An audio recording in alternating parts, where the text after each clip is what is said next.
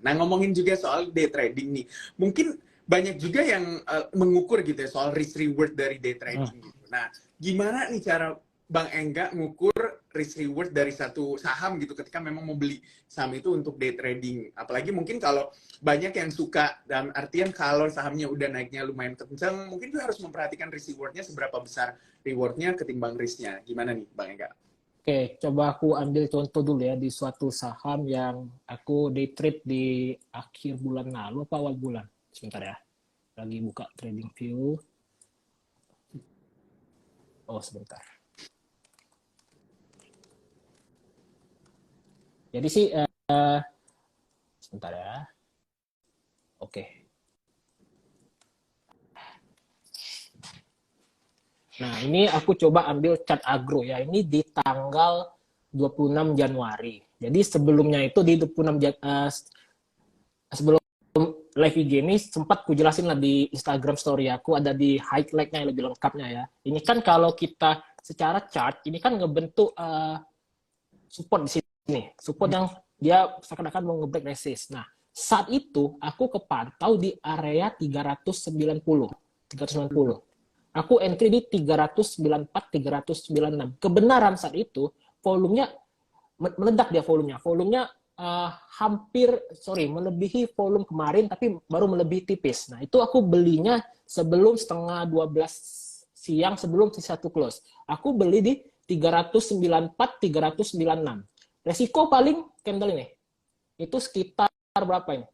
Kejauhan paling di 388 lah, 388 jebol ku cut loss. Itu mungkin sekitar 394, 92, 94, 3 tik, 4 tik. Aku cut loss di sana. Kenapa aku cut loss di area sana? Kalau misalnya dia false, dia balik ke area sideways lagi.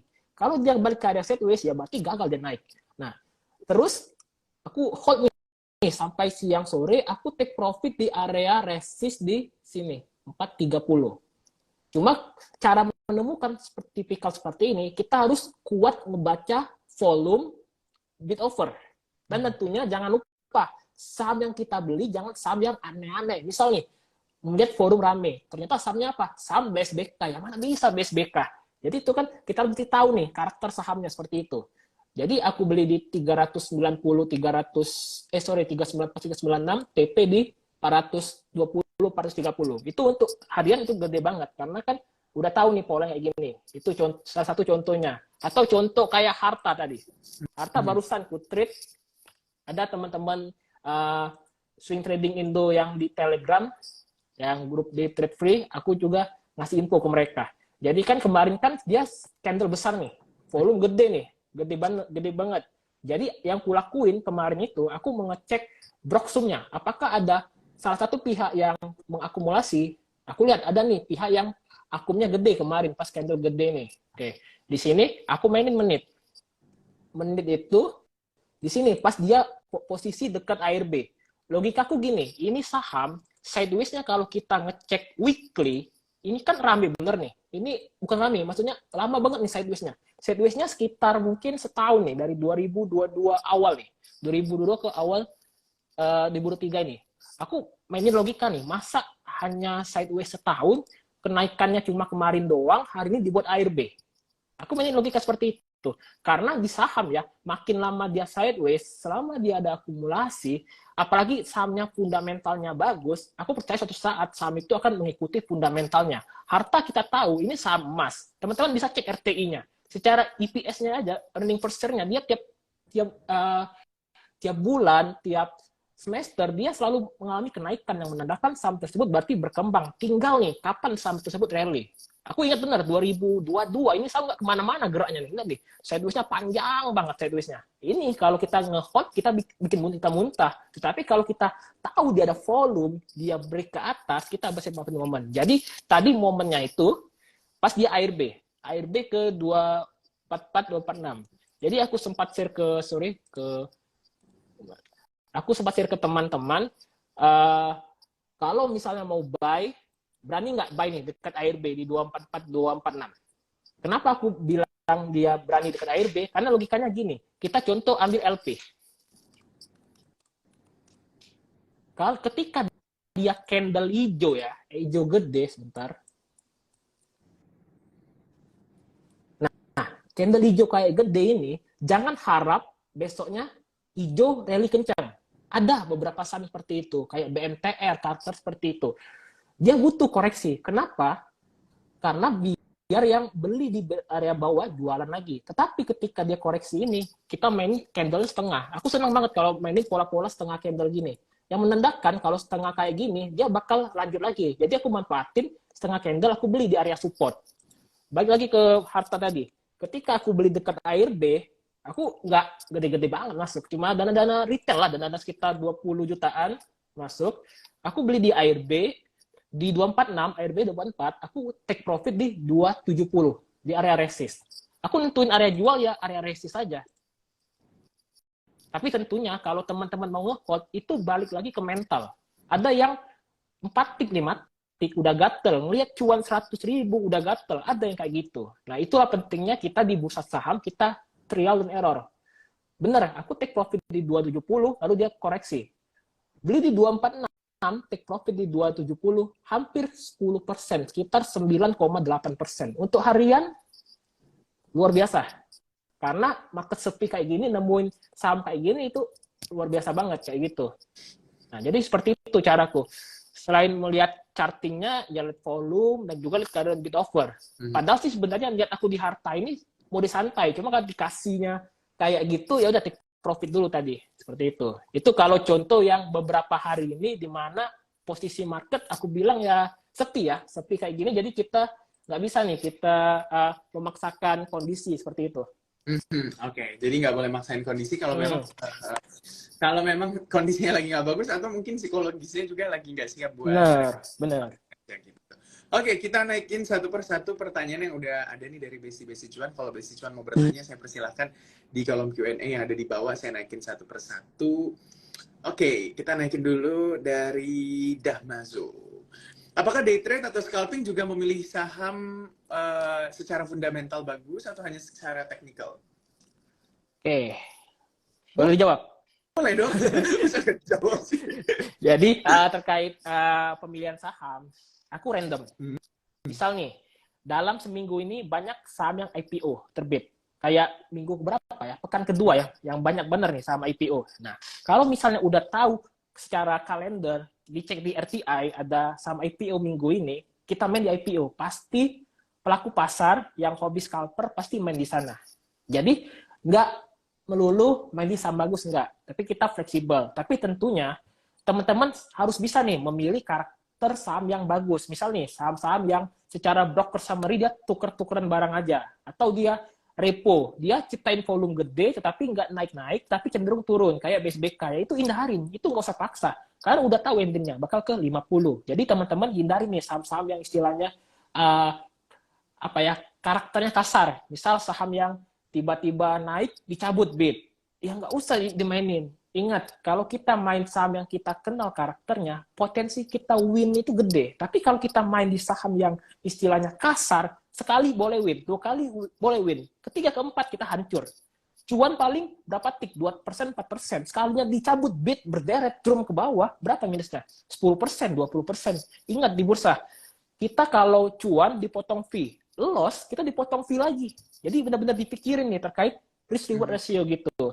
Jadi aku jawab sih random ya. Secara teknikal bisa, secara fundamental bisa juga. Itu sih fundamental lebih milih karakternya aja. Apakah karakternya gorengan sahamnya apa bukan, seperti itu aja. Oke, jadi random gitu ya teman-teman di Besi Cuan untuk memilihnya. Oke, kita naikin lagi pertanyaannya. Cara screening dan titik entry-nya gimana ya, Bang? Terus tanda-tanda saham itu akan naik apa ya, Bang?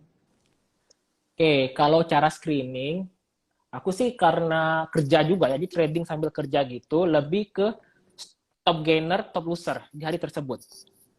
Kalau kayak harta tadi, aku ketahuan dari top loser karena posisinya dia dekat ARB. Jadi masuk ke top loser.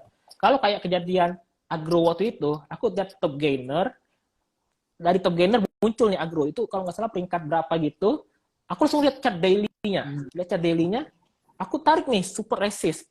Pertama-tama kita harus kuat nih, baca support resist. Terus, lihat nih volume hariannya. Apakah volume di hari tersebut itu lebih tinggi daripada volume rata-rata harian ke belakang. Misal, 10 hari, 15 hari ke belakang. Itu harus kuat baca volume. Kemudian terakhir, bid offer. Nah, bid offer ini aku nggak bisa ngejelasin by teori. Itu butuh proses yang bertahun-tahun. Karena ada bid offer yang istilahnya bidnya ditebalin sebelah kiri, terus di kanannya tipis. Ternyata tujuannya mau jual di over, habis itu dicabut bidnya. Ada yang seperti itu. Jadi nggak bisa dijelaskan. Tetapi secara teori sederhana, bid over itu sederhana seperti ini. Over di HK itu berarti rame nih yang mau naikin saham tersebut. Dengan kondisi bidnya dijaga. Misal nih, kita main angka psikologis 400. Saham tersebut naik nih dari 396 ke 402, 404. Lalu koreksi nih, koreksinya terjaga di 400 nih, di angka psikologis. Nah, itu kalian ukur nih bidnya. Terjaga nggak di 400? Kalau dia kuat terjaga, nanti dia biasanya naik lagi dia.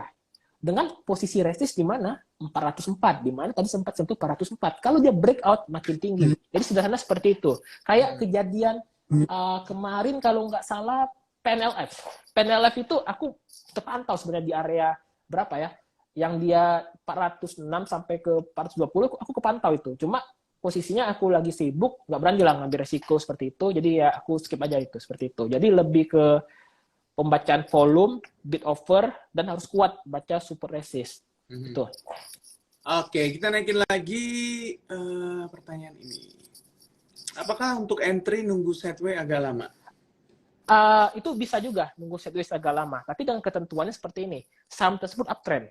Di daily dia uptrend, terus koreksi, terus sideways di menit nih. Nah, tapi teman-teman jangan lihat hanya chartingnya aja.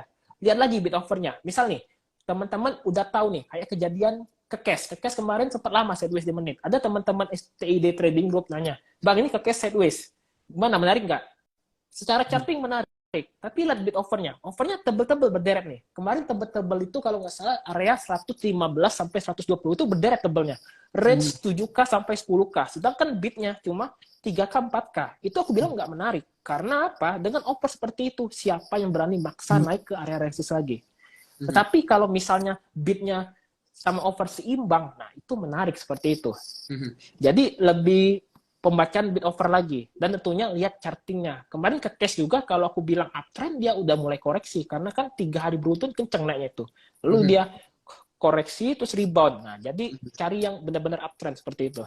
Oke, cari yang benar-benar uptrend dan juga memang memastikannya. Buat besi-besi cuan juga kalau mau bertanya, masih saya persilahkan buka kolom Q&A ada yang di bawah. Jangan lupa juga besi cuan untuk ikutin event Independence dari Cuan, bisa langsung lihat di Instagram Cuan. Kamu harus daftar sekarang juga karena banyak speaker-speaker keren dan juga kece. Kita lanjutin lagi nih ya, buat Mas Engga nih ada yang bertanya. Coba kita lihat satu persatu. Saya naikin dulu, ini banyak banget yang bertanya. Oke, ini dulu nih. Trading plan yang bagus itu seperti apa ya, Kak? Dan cara mengatasi emosi pada saat trading bagaimana? Terima kasih. Wah, emosi. Jangan emosi. Oke. Jadi sebelum membahas trade plan, kita bahas emosi dulu. Sekarang gini, pikirkan dana yang di RDN itu dana berapa? Misal, apakah dana tersebut benar-benar nganggur, dan dana tersebut siap nggak hilang? Ambil contoh nih, kita nafsu di market, kita berani pasang 200 juta. Pertanyaannya, siap nggak hilang? Nggak usah 200 juta, deng, 50 juta aja dari situ. Karena dengan kemampuan newbie, gue yakin sih, kita main dana gede, sekitar misalnya 200 juta, 50 juta gampang hilang. Sebulan 2 bulan udah hangus dari market gitu. Jadi, pikirkan dulu RDN-nya berapa. Aku selalu menekankan, ketika mencoba konsep yang baru, terserah marketnya apa, bisa dibilang saham, kripto, main di future, silakan. Tetapi dana yang dipakai itu dana yang benar-benar siap hilang. Kalau dananya siap hilang, gua jamin emosi bisa terkendali. Itu pertama. Kedua, trade plan. Trade plan itu selalu pasang risk reward menarik. Misal, risknya 2%, reward 4%. Jangan risknya 2%, reward 2%. Itu capek. Kalian scalping, kalian CL, kalian take profit 2 tick. CL berapa? 1 tick. Aku rasa CL 1 tick itu sama dengan 2 tick. Kenapa? Karena ditambah dengan fee broker. Apalagi kalian main saham yang 1.000, 2.000. Kayak gitu. Jadi lebih mengukur risk reward. Jadi misalnya, aku harta tadi, aku sempat cut loss dulu satu saham. Cut loss saham LP, aku yang beri aku di hari Jumat, modal cuma 1.000 lot, aku CL 2 tick. Tetapi di 2 tick itu sekitar 1,7%. Di harta, aku profit hampir 10%. Bayangin, CL cuma 2%, profit 10%. 1:5, seperti itu. Jadi, tahu nih sebelum beli itu kapan kita jual, kapan kita CL. Paling penting kapan kita CL, itu terlebih dahulu. Seperti itu. Oke, kita naikin dulu pertanyaan yang banyak lagi ini bertanya. Oke. Oh ini boleh deh, naikin dulu. Apakah tradebook juga dilihat Mas gitu? Tradebook itu lebih condong seperti, misal nih, ada di area 400-402. Siapa nih rame yang beli? Tradebook nggak efektif kalau kita nggak ada Broxum. Nggak kebuka Broxum, nggak efektif. Dulu saya pakai tradebook, apalagi posisi chartnya lagi sideways di menit. Tentunya dikombinasikan dengan Broxum. Nah, ini kan Broxum close. Kita nggak tahu nih siapa yang rame beli di area sekian-sekian. Jadi kalau aku bilang tradebook boleh pakai, tetapi kombinasikan dengan charting. Kalian main di chart yang downtrend, kalian pakai tradebook, tewas kalian. Karena gimana pun di bursa saham paling enak itu trading di sana uptrend. Jangan kalian downtrend, kalian tewas pasti kayak gitu. Oke, semoga terjawab nih ya, Besti Cuan Mas Dwi Syarif Hidayat. Naikin lagi nih.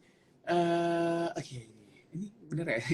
Kayak enggak, apakah BSJ beli sore jual pagi ya? Juga Kak, kalau iya cara screening apakah khusus atau sama dengan day trade Kak?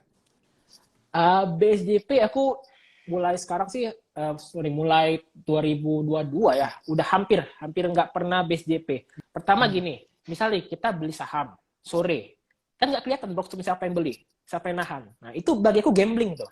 Kita nggak tahu siapa yang membelinya di sore hari, siapa yang megang average di berapa, barangnya berapa, hanya mengandalkan chart, itu lebih ke gambling. Nah dan juga misalnya kita BSJP, ada nggak perasaan ketika kita beli sore itu malam deg-degan, naik nggak besok nih, naik nggak besok nih? Atau misalnya nih, udah beli sore ternyata closingnya dibanting. Ada kan tipe-tipe banter yang pas closing ngebanting. Apa nih nggak? Pasti panik dijamin. Jadi untuk menjaga psikologis aku mengurangi sejak 2022. Apalagi 2021 pernah nih, BSJP belinya di arah hunter lah di 2021 kan. Arah hunter itu kocaknya itu kan beli arah pas closing, anjir, arahnya di over, panik gua.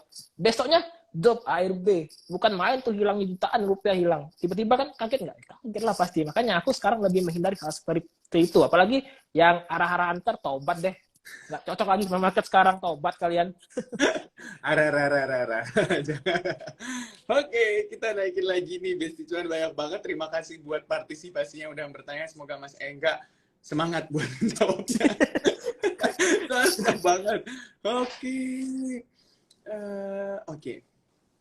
Mau tanya satu lagi. Kalau over diisi terus artinya apa ya Bang? Bandar lagi jualan atau bandar HK? Over diisi terus. Biasanya kalau over diisi terus itu kan over kan daerah itu ya, daerah apa? Banyak yang ngejual ya. Ya sederhananya berarti banyak yang jualan di situ. Misal nih, area 120. Awalnya di HK. Jadi bid lah kan, pindah ke posisi bid. Terus diisi lagi overnya. Sanggup nggak nih? Retail kayak kita beli terus menerus, nggak sanggup. Kita akan dikalahkan oleh barang maker. Mungkin kita punya uang 100 juta, 200 juta itu kecil. Maker berapa? Bisa 5M, 10M, 20M. Barang mereka puluhan ribu lot, ratusan ribu lot. Mereka naik berapa tick itu, apalagi kan sekarang ada Negovi kan, broker kan. Nah, itu enak banget bagi mereka. Kita sebagai retail trade, ya fee kita tetap normal. Jadi ya kalau misalnya over diisi terus, itu mereka pelan-pelan jual cicil kayak gitu. Jadi lebih ke jual sih kalau aku. Apalagi udah berderet tebel ya, itu udah dihalangin untuk naik gitu. Oke, itu semoga terjawab ya. Tadi siapa sih yang nanya, saya lupa gitu ya. Oke, kita lihat lagi pertanyaannya. Untuk entry bagusnya pakai pola money management berapa? Lumsem atau bertahap? Oke, kalau untuk entry ya, kalau aku lebih ke day trade, misal modal anggaplah sekitar 50 juta. Aku entry nggak langsung all in semua. Mungkin entry-nya 50% dulu. 50% dulu, misal aku mau entry 3.000 lot. Aku entry paling 1.000-1.500 lot. Itu untuk mengukur keadaan bid offer. Karena kalau misalnya aku all in, misal aku all in dengan posisi 3.000 lot, tiba-tiba turun 3 tik, itu pasti ada gocekan lah ya. Tiba-tiba langsung denyut jantung. Aduh, langsung turun nih, CL apa enggak ini. Tapi dengan kita jaga money management, seenggaknya kalau kita CL, kita nggak dalam nih CL-nya. Hitungannya by rupiah ya, by persen. Karena kalau udah lot gede itu pasti trader-trader lebih mikirin rupiah berapa nih yang harus di CL kan, bukan balik ke persen lagi. Nah, jadi pentingnya itu kalau aku sih biasanya entry pertama itu 30 sampai 50% lah maksimal. Selebihnya baru mau all in silakan, asal yakin nih. Jadi sebenarnya balik aja sih ke keyakinan teman-teman kuncinya. Kalau teman-teman all in, siap nggak cut loss? Kalau nggak siap ya jangan all in gitu.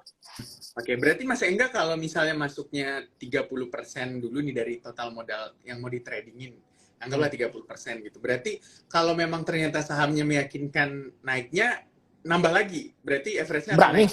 berani. Oke, Kalau saya berani ya. Berarti saya. average-nya bakal naik, nggak apa-apa ya Mas Engga ya? Nggak apa-apa. Mhm. Tapi kalau misalnya salah analisa ya realistis cut loss, simple. Oke, nah itu tuh basic cuannya. Semoga terjawab nih pertanyaannya.